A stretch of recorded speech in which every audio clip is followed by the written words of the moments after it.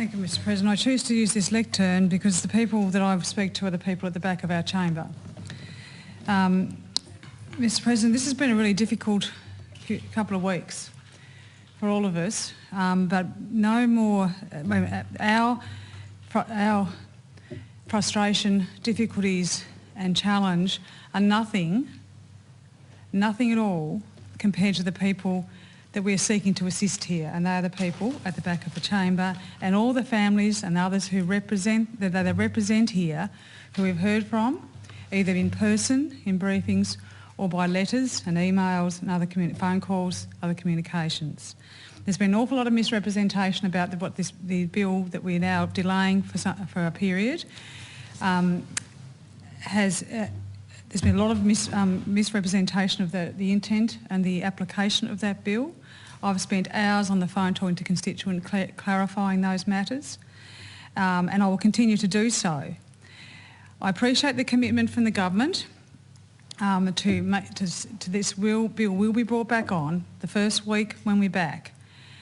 And I can only say, God help me if they don't. If you're ready, we're ready. Yep. Well, yeah. It can be brought on and adjourned if amendments need further work.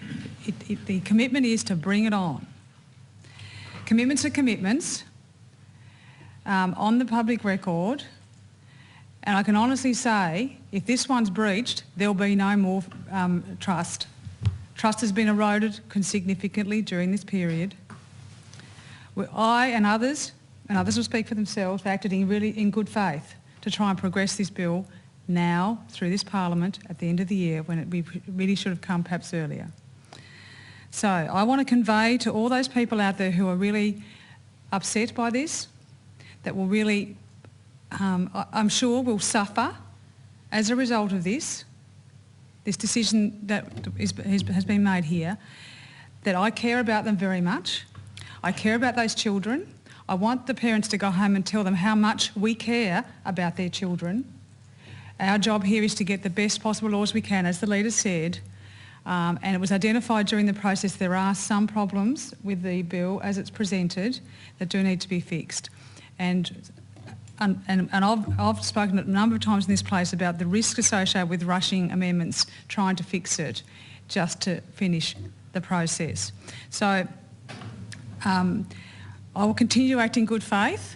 I just noticed an email there come back from OPC now, Office of Parliamentary Counsel, addressing some of the issues I put forward for amendment and asking me further questions. So I'll deal with that over the next period.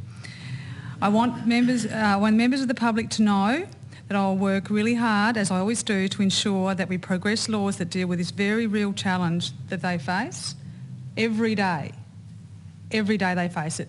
Challenges we don't even understand, because I don't believe anyone in this chamber faces those challenges personally. They may have family members who do, but I don't think anyone faces them personally.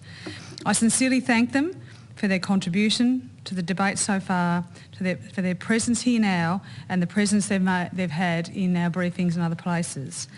As hard as it must have been and as agonising it must have been, particularly during the debate in another place. I also call on those members of the public out there. I know they're probably not listening at the moment, but I intend to publish my speech on my Facebook page and on my website, so that I call on members of the public who do not face the lived experience of these people who do, to show some respect, to be truthful in what they say, and if they're not sure, to find out the facts before they make unfounded claims and ridiculous arguments about what could happen here if we pass legislation that seeks to achieve the outcomes that our gender-diverse Tasmanians need. So I also ask the government to be proactive in this space. When they see mistruths, lies, or blatant misrepresentation of what this bill, as it's presented to our House, is seeking to achieve, that they address them and don't perpetuate the lies. I can't stop members of the media doing that. I can't stop the government doing that, but I'm asking the government here to be responsible in that. There are people's lives at stake in this. people's well-being at stake in this, and we all have a responsibility in that.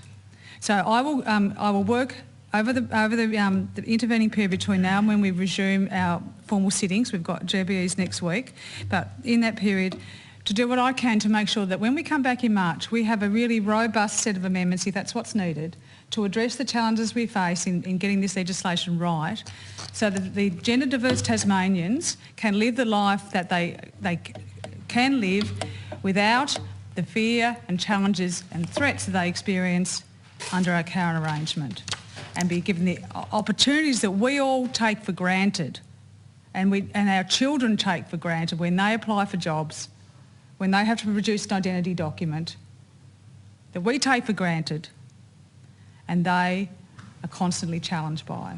So that's my commitment to all of you and all those people out there, if you could pass that on to all of them, because I can only imagine how hard it's been for you. Any further